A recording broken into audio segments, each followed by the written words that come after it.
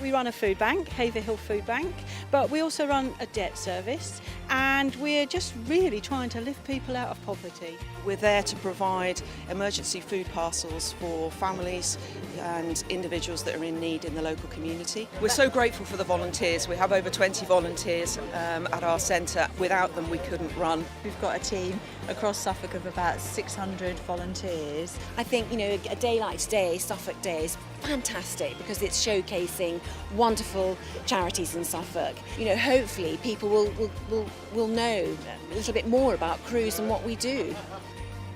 So Ipswich Community Media helps the community. It's in the heart of Ipswich to help everyone from Ipswich, and from young people all the way up to adults.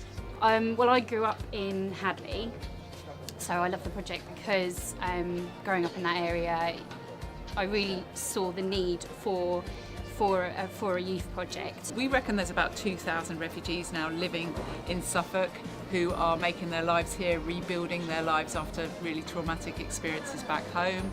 When I first arrived, there were volunteers helping me to get to go with me to appointments or something like that, just to translate to me. That's the same what I'm doing now in the Suffolk Refugee Support Office. The sun's shone, it's Suffolk Day, and for our Speller Dickworth we've been concentrating on the older element of the community. Well, up we run cardiac rehabilitation classes, exercise classes, for people that have had heart attacks or heart-related illnesses, and we also support the carers as well. We're very proud of the whole thing, and this year we've won the Queen's Award for voluntary service, because our volunteers have put in excess of 10,000 hours during the year. We couldn't run without volunteers. Volunteers are the mainstay of Gatehouse. We have a small staffing structure, but then on top of that we have around about 30 volunteers. It's about, it says on the tin really, it's active lives. We're just trying to keep people active. I like volunteering because I get a sense of satisfaction. People come up to us, all the volunteers, often, and say what a wonderful job we're doing for the villages. What we really need is support from the community so that we can support the community. We're a community development regeneration organisation working with the community, providing education, training and support in the community as well as various venues throughout the county. I've been supporting the Bangladeshi Support Centre for a number of years and been inspired and motivated by the impact that the work that they do has in integration in the community, bringing communities together. Last year our volunteers provided about 31,000 hours of support to families.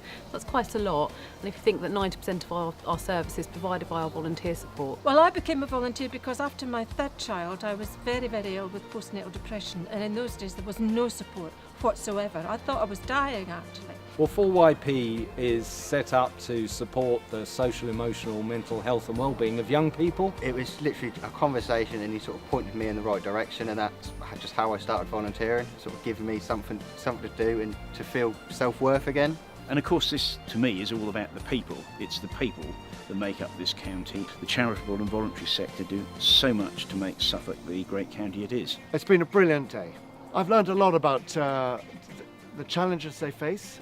All of them say, if only we had more resource, there is more we could do. If we can get more people to come and participate with volunteering, if we can get more financial support from across the community. And one of the things that I'm really keen on is trying to encourage business to engage more into community as well. So if we could get that, we could go beyond the tip of the iceberg into really making a difference.